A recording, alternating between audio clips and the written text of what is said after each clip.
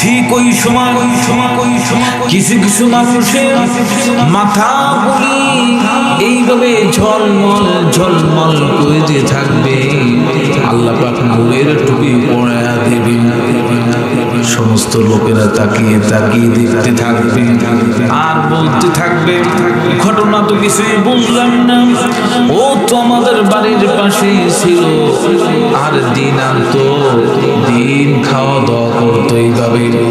বড় বাড়ি ছিল না, ঘর ছিল না, বড় চাকরি ছিল না, আজকে কেন নূরের টুপি ওই ব্যক্তি মাথায় এসে পড়লো? সমস্ত লোকেরা এবার তাকিয়ে তাকিয়ে দেখবে। আল্লাহ পাক বলেছেন, নবীজি আমার বলেছেন, ওই ব্যক্তির মাথায় নূরের টুপি পড়ায় দাও। যে ব্যক্তির ছেলে মেয়েগুলি এই দুনিয়ার মধ্যে আলেম হয়েছিল, যখনই নামাজ পড়েছিল আর নামাজের পরে পড়ছিল রব্বির হামহুমা কামা রাব্বায়ানি সগীরা।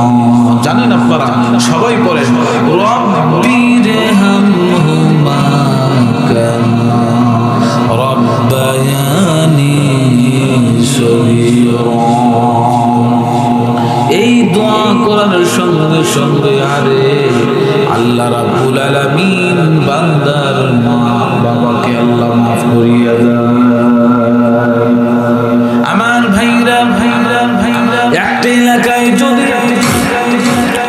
এলাকায় যদি একটা মাদ্রাসা তৈরি হয়ে যায়, আল্লাহ রাব্বুল আলামিন ওই মাদ্রাসার বরকতে গোটা এলাকার সমস্ত লোকগুলি গজব থেকে হেফাজত করি। কত বরকত!